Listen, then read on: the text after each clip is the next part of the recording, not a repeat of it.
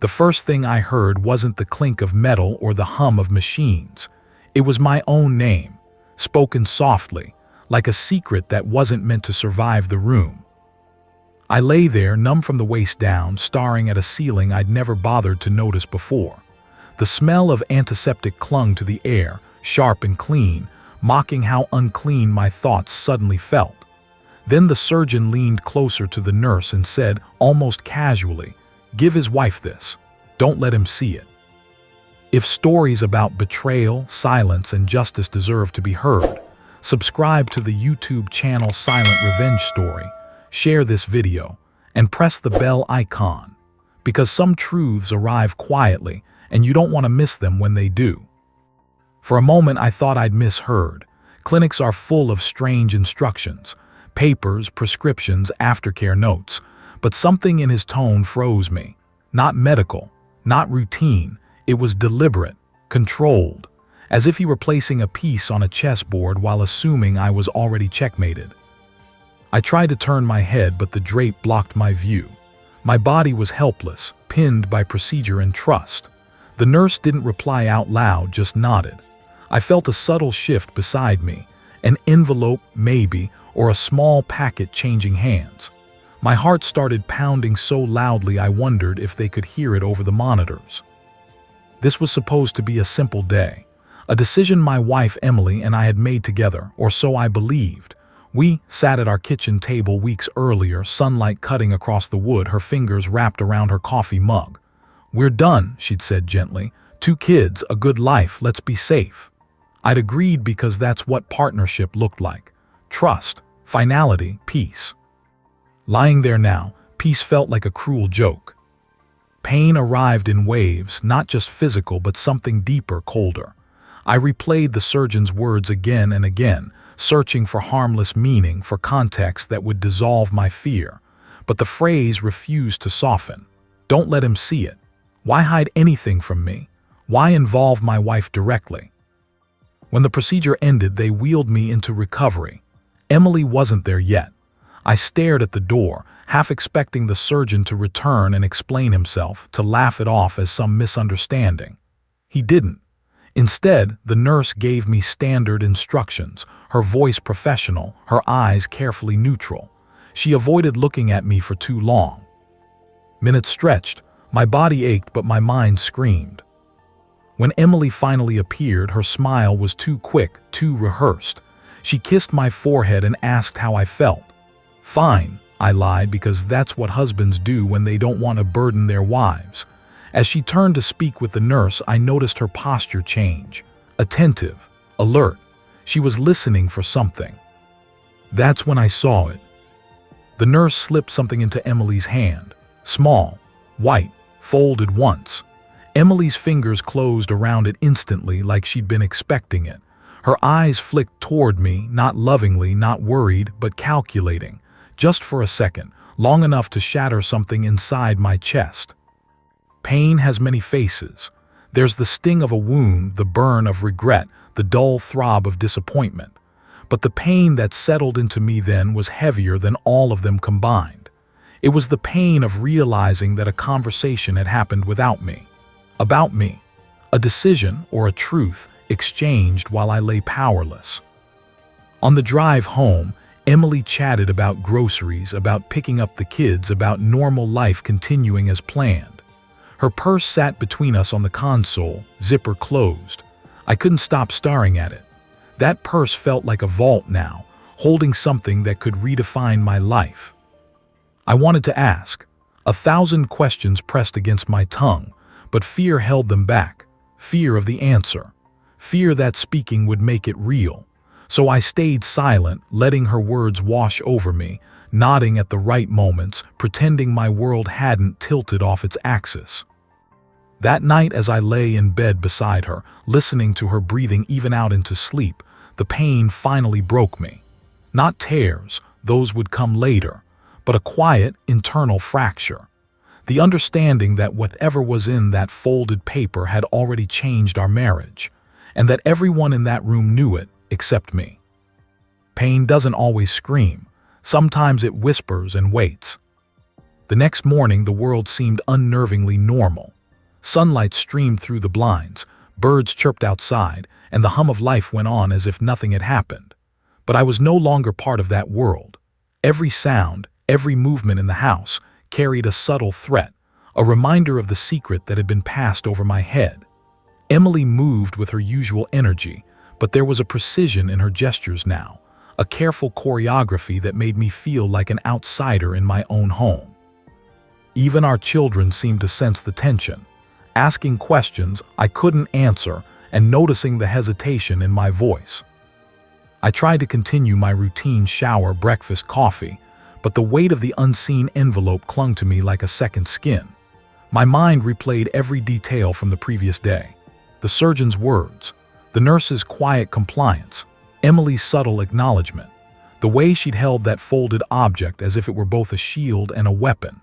I kept imagining its contents, each possibility more devastating than the last. A letter, a prescription, a legal document, a confession of betrayal. And I realized that my imagination was as much a tormentor as reality could ever be. The first public humiliation came in small doses, subtle but undeniable.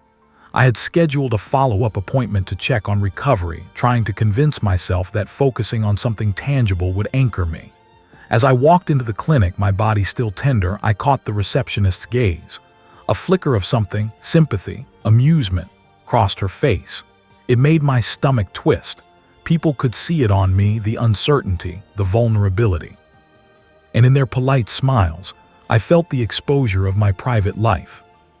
Emily accompanied me, of course, walking slightly ahead, leading the conversation with a practiced ease. Every glance she cast at the nurses, every soft laugh at minor jokes seemed to underline my exclusion. I wasn't just in pain physically. I was being humiliated by invisibility, by my own helplessness.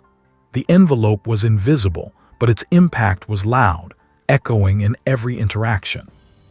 In waiting rooms, in hallways, even in the sterile white corridors, I felt eyes tracing me, not with malice, not overtly, but with knowledge of some unseen drama, some story I wasn't allowed to hear. Even at home, the subtlety of public humiliation didn't let up. Emily would mention appointments, conversations, and instructions in passing, each statement layered with information I was meant to absorb without question. The nurse said to make sure you rest properly, she'd say, or I took care of the forms the doctor recommended, and my chest would tighten. Forms, instructions, care.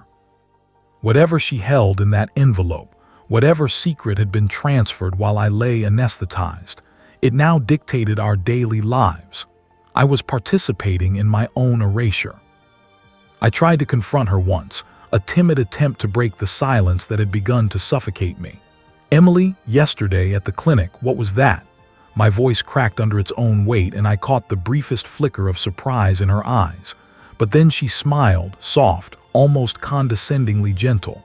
"It's nothing for you to worry about," she said, patting my hand as if I were a child. "Just trust me." And just like that, my question hung unanswered in the air, dismissed by a single gesture, a single phrase. That was when I realized the power of silence. Pain had been raw, immediate, and physical. Humiliation had been public, sharp, and visible. Silence, however, was insidious. It crept into every conversation, every glance, every decision.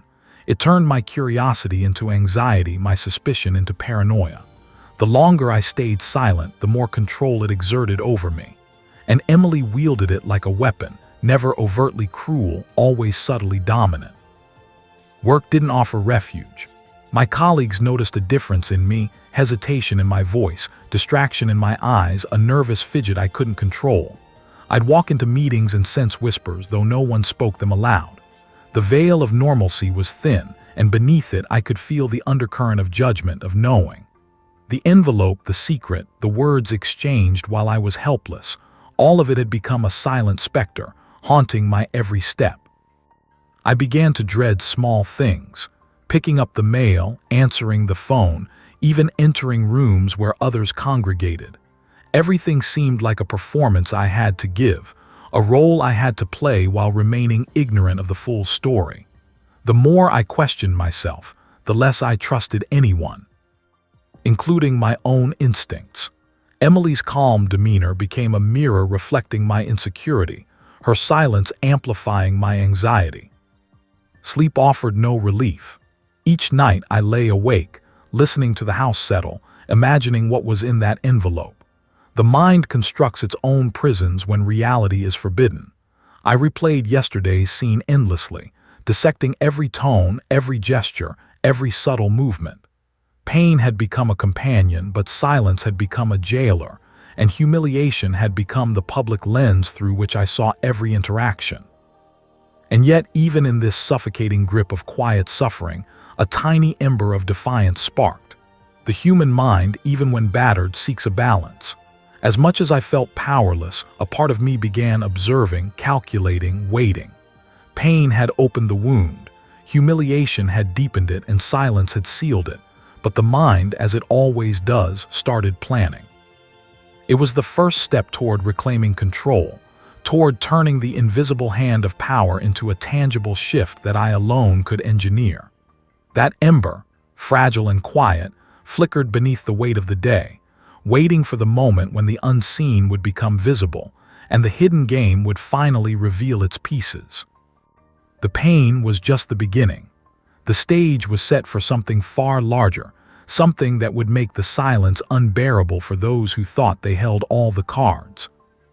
Days passed in a strange, oppressive rhythm. The pain had dulled, the humiliation had settled into a dull ache, and the silence had become deafening.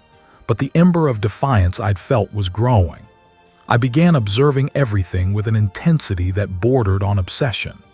Emily moved through the house like a shadow, carrying herself with that same calm efficiency, never letting slip the secret she now held. I noticed patterns in her behavior, the way she checked the mail before I did, how she handled phone calls when I was in the room, subtle glances toward her purse that made my stomach churn. Every gesture, every hesitation became a clue, a breadcrumb leading toward understanding the unseen force that had infiltrated our marriage. I started to reclaim control in small ways. Tasks that I'd once delegated to her, I now took over, insisting on handling bills, scheduling appointments, managing errands. Each small victory bolstered my confidence, subtly shifting the power dynamic. Where before I had been sidelined, now I began to assert a quiet presence. I asked pointed questions about our finances, our family schedules, even the doctor's recommendations, demanding specific details instead of accepting vague assurances. Emily complied, sometimes reluctantly, but always with that same measured calm that suggested she believed she still held the upper hand. The real power shift, however, began with patience. I learned to listen in ways I hadn't before, not just words but pauses, micro-expressions, the faintest signs of discomfort. I became attuned to the subtle language of secrets, decoding gestures that had once gone unnoticed. When Emily spoke about the doctor's visit, I paid attention not just to her words, but to the rhythm of her speech, the choice of pronouns, the cadence of emphasis. Every little slip revealed a sliver of truth. Piece by piece, I reconstructed the puzzle of what had been hidden from me while I lay powerless in that surgical chair. At home, I claimed my space in ways that were deliberate but unassuming. I reorganized my office, placed important documents where they couldn't be ignored, and began leaving small notes with clear, factual questions about medical instructions or household matters. Each note was a quiet assertion. I was watching, I was aware, and I was reclaiming authority. The subtle tension in Emily's demeanor grew. Her once effortless control now required conscious effort, and I could see the cracks forming, tiny fissures in her composed exterior. The pivotal moment came during a routine check-in with our surgeon. I had insisted on being present for every conversation, taking notes, asking detailed questions, verifying instructions. Emily, ever composed, smiled politely, attempting to maintain her control. But when the nurse handed her a new set of instructions, I noticed the same careful hesitation, the subtle concealment of information. My heart raced, not with fear this time, but with the intoxicating realization that I could turn the tables.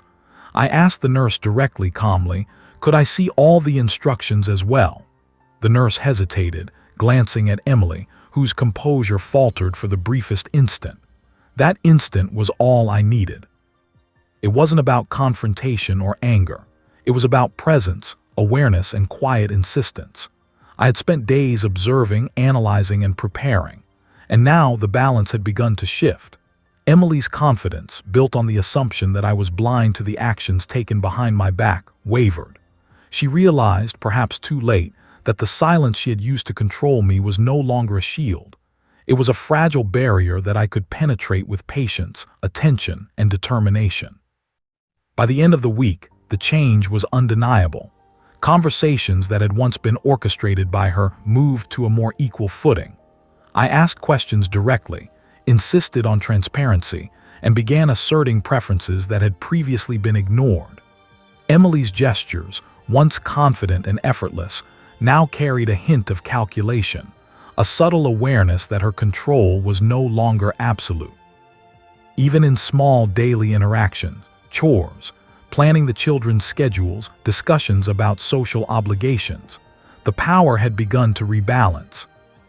And yet I remained careful. The goal wasn't to dominate, but to observe and prepare. Every gesture, every conversation was another piece of the puzzle. I was learning the rhythm of hidden truths, the way small deceptions ripple through daily life, the way secrets wielded in silence can dominate relationships. But now the balance had shifted, the stage had been reset, and I was no longer merely a participant in a story being told about me. I was an active player, quietly asserting influence, gradually reclaiming the authority that had been taken while I was vulnerable. Power isn't always loud. Sometimes it grows in silence, in observation, in the quiet accumulation of knowledge and awareness. And that week, in the subtle exchanges of our home, I felt that power settling into my hands, like a tide slowly turning in my favor. The unseen game was no longer entirely in her control. The shift was subtle, invisible to outsiders, but to me it was unmistakable. The chessboard had been reset, and for the first time since that fateful day in the clinic, I felt that I was no longer the one at a disadvantage. Weeks turned into months, and the quiet reclamation of power began to take on a more deliberate form. Emily still moved through our home with a practiced grace, still smiled with precision, but her subtle dominance had weakened. I watched patiently, letting her underestimate me. The envelope, the secret that had haunted me for so long, became less of a source of fear and more of a tool, a key to understanding the true extent of her maneuvering. Every interaction became a calculation, where to probe, when to observe, which questions to ask, and when to simply remain silent. I had learned the value of patience, and patience was now my weapon. It began with small confrontations, almost imperceptible. A question about the doctor's instructions, a request to see paperwork, a casual mention of something she had assumed I didn't notice. Each move was measured, careful, never accusatory, yet each one chipped away at the wall of control she had built. Emily would pause subtly before replying. Sometimes she would hedge, other times she would provide more information than necessary. Each response revealed the delicate balance of fear and awareness now existing between us. I could see the uncertainty flicker in her eyes, the brief hesitation before her practiced calm returned. Then came the shock. One evening I found the envelope, not hidden, not cryptically stored, but tucked in plain sight, as if mocking me for not seeing it sooner. My hands trembled as I picked it up, but this time it was different. I wasn't a passive observer anymore. I unfolded the paper and saw words that confirmed every suspicion I had formed since that fateful day. The contents were not malicious, not cruel, but they exposed a depth of deception I hadn't anticipated. Arrangements and decisions made in secrecy, choices about my body and our lives without my knowledge or consent. The revelation hit me like a physical blow, but unlike before, I was prepared. The shock was not just a moment of pain, it was the fulcrum upon which I could leverage change. I didn't confront Emily immediately. Instead, I let the knowledge simmer. I watched her in daily life, observing how she moved, how she interacted with our children, how she handled every minor decision. Every detail of her behavior was now part of a larger map I was constructing, a map of influence, of control, of hidden intentions. The shock of discovery gave me clarity. For the first time, I could act not out of fear, not out of hurt, but with purpose. I began planning carefully for a response that would shift the balance irrevocably. The first step was subtle. I started asking questions in public settings, where friends or family were present, about choices I had previously been excluded from. Emily, always conscious of appearances, hesitated in ways that were noticeable to me, yet invisible to others. She realized silently that her authority over me was no longer absolute. Every glance, every carefully chosen word was now countered by awareness, observation, and strategic inquiry. The power dynamic had begun to tilt, almost imperceptibly at first, but with growing momentum. Then came the moment of execution. I invited Emily to a small gathering at our home, friends present but no one aware of the tension simmering beneath the surface. I raised topics casually, referencing decisions and instructions she had tried to manage without me. Her calm faltered. Her responses became measured, cautious, and sometimes contradictory. The envelope, the secret she had wielded as leverage, now became a silent witness to her faltering control. Friends noticed nothing, but I felt the satisfaction of subtle dominance, the knowledge that the hidden truth was mine to command. Shock had turned into leverage. I didn't need to yell, didn't need to confront directly. The quiet, invisible power I had cultivated over weeks and months was now unmistakable. Emily's influence, once unassailable, now depended on negotiation, on careful word choice, on cautious calculation. And in that shift, I realized the magnitude of the transformation. From helplessness to awareness, from humiliation to authority, from silence to strategic action, I had reclaimed what was taken from me, and in doing so, I had learned the true weight of unseen power. The final realization struck me late that night. Revenge, in its most satisfying form, doesn't need to be loud or destructive.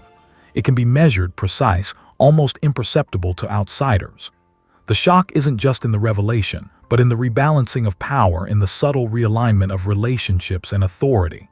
Emily had assumed control while I was incapacitated, but through patience, observation, and strategic action, the balance had shifted. And in that shift, the quiet satisfaction of justice began to settle over me like a cool, steady tide. The power shift wasn't complete, not in the dramatic sense, but it was irreversible. Every interaction now carried a new understanding. Every decision I made was informed by awareness, and every subtle act of control she attempted was met with equal, measured resistance. The shock of discovery had become a tool, the silent leverage that allowed me to assert authority without confrontation. In that moment, I realized that power, when exercised wisely and patiently, can be more devastating than any loud outburst of anger or revenge. The weeks after the discovery passed in a tense rhythm. I moved deliberately, observing, calculating, and letting Emily believe she still held the reins. But the shock of knowing, the contents of that envelope, was a power I could wield quietly, invisibly. I didn't need to confront her directly. Instead, I orchestrated small scenarios where her assumptions of control would falter, where her confidence would wobble.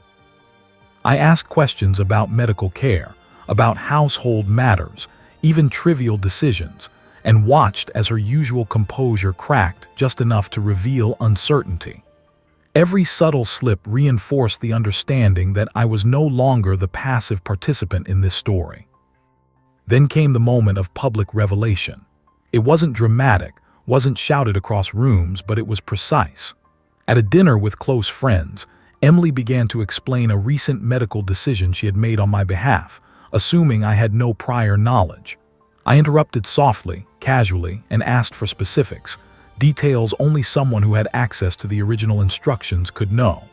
Her eyes flickered toward me, a micro-expression of shock barely concealed beneath her practiced calm. She realized in that instant that the secret she had thought protected by silence was now exposed. Her control, built on my ignorance, had vanished in the quietest possible way. The room remained calm, yet tension pulsed beneath the surface. I continued to ask carefully crafted questions, referencing dates, instructions, and conversations she had assumed I'd missed. Emily's responses became hesitant, contradictory, and noticeably calculated.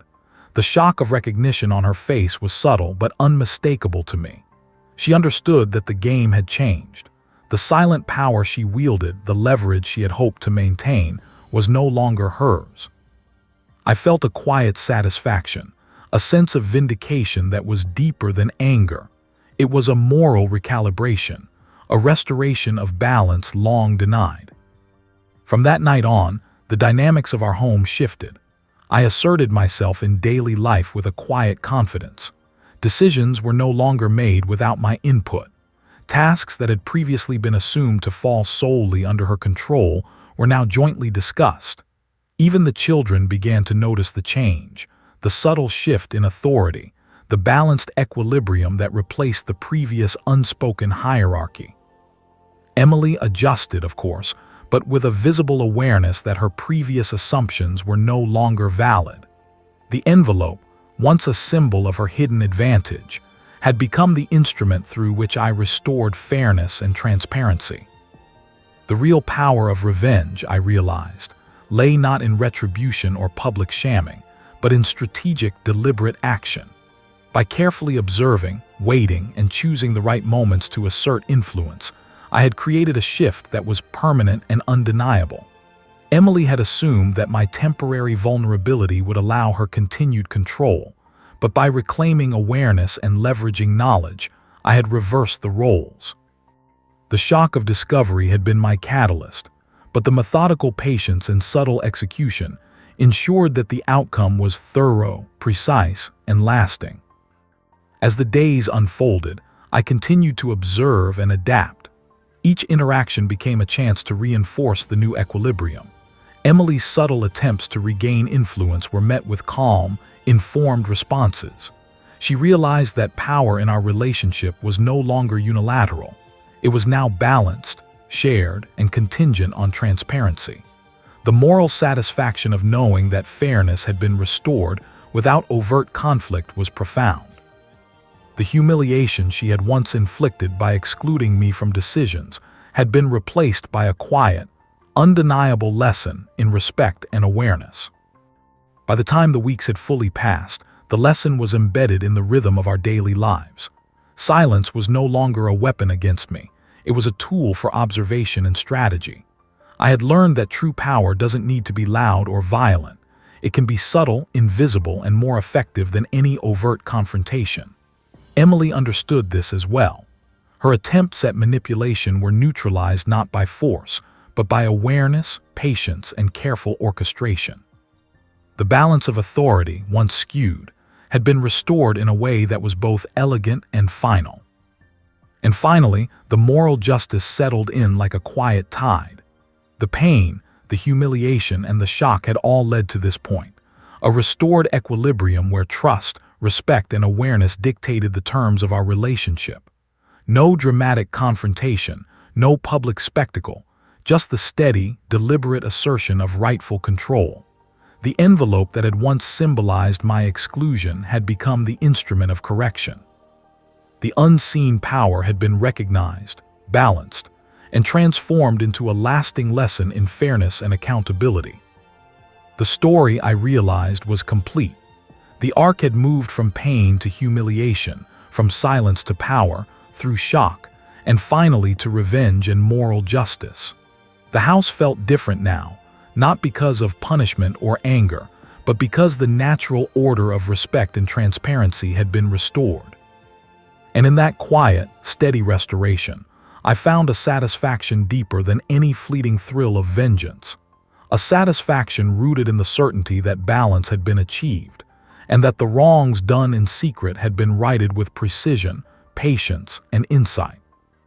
At last, the resolution settled over our lives, subtle but unmistakable. The shock had transformed into empowerment, the humiliation into clarity, and the silence that once suffocated me became a tool I wielded with precision. Every day.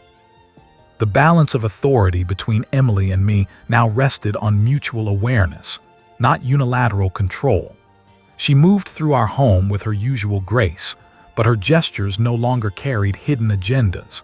I could see the subtle recalibration she made when she realized I was fully present, fully aware, and no longer vulnerable to exclusion.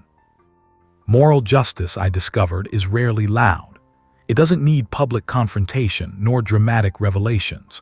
True justice arrives quietly in the recalibration of power, the restoration of respect, and the subtle correction of wrongs committed when one was vulnerable. Emily's secret, once a source of dominance, had been transformed into a lesson she could no longer ignore. The envelope, now nothing more than a reminder, had facilitated a shift that was complete, deliberate, and irrevocable. It was a lesson in fairness, a demonstration of awareness, and a reclaiming of control without a single raised voice. I approached each day with careful attention, not as a man seeking vengeance in anger, but as someone who understood the consequences of patience, observation, and strategic action. My interactions with Emily were now based on transparency, joint decision-making, and subtle accountability. The fear I had once carried, the private humiliation that had gnawed at me, had been replaced by a quiet satisfaction, a profound understanding that control and respect are earned, maintained, and corrected when they are compromised. Even our children, once unwitting witnesses to the tension in our home, now experienced a household balanced in authority and fairness. They observed us communicating openly, negotiating decisions, and respecting each other's awareness. The lessons they absorbed, subtle, powerful, and unspoken, were about fairness, observation, and the importance of integrity. The home, once a stage of unspoken exclusion, had become a space of shared responsibility and measured authority. The process of shock and revenge had revealed a deeper truth, that moral justice doesn't require dramatic confrontation. Instead, it grows from careful observation, deliberate action, and the courage to reclaim control when it has been unjustly taken. My journey from pain, through humiliation, silence, and shock, to the restoration of balance had taught me that true power lies in patience, awareness, and subtle strategy. The envelope, once a symbol of my helplessness, had become the instrument of my quiet triumph, a lesson in accountability and fairness that would resonate far beyond the immediate events of that day. As I reflected on the arc of the past months, I realized how each stage had built upon the last. Pain had opened me to awareness. Public humiliation had highlighted the stakes of exclusion. Silence had forced observation and strategic thought. Power shift had come through patience and measured assertion. Shock provided clarity and leverage. And finally, revenge and moral justice were realized not through spectacle or confrontation, but through careful, deliberate recalibration of authority and transparency. Each step had been necessary, each moment instrumental in achieving a resolution that was lasting and profound. In the quiet moments of the evening, when Emily and I would sit across from each other, discussing household matters or the day's events, there was a subtle but undeniable equilibrium. No more hidden agendas, no more secret exchanges, no more unilateral decisions made while one of us was incapacitated or excluded. Justice had been served not by force, not by anger, but by awareness, patience, and precise action. The home had transformed from a stage of manipulation to a space of respect, transparency, and fairness. And in that transformation, I found a satisfaction deeper than vengeance could ever provide. The pain, humiliation, and shock I had endured were now part of a narrative that had led to balance and moral restoration. I had learned that the quiet assertion of knowledge and observation can be more powerful than confrontation, that strategic patience often yields the most profound justice, and that the unseen can be made visible through awareness and deliberate action. If stories like this resonate with you, remember that true justice often lies not in anger, but in clarity, patience, and subtle reclamation of control. And if you believe these stories deserve to be heard, subscribe to the YouTube channel Silent Revenge Story, share this video, and press the bell icon so you never miss the quiet, profound lessons hidden within human relationships. The arc was complete. The journey from pain to moral justice had ended not in spectacle, but in restoration, a quiet, deliberate triumph of awareness, patience, and strategic action. The envelope, the secret, the fear, and the humiliation had all served their purpose, to teach, to reveal, and ultimately to restore balance. The story, fully lived, was now a testament to the power of subtlety, observation, and the unwavering pursuit of fairness.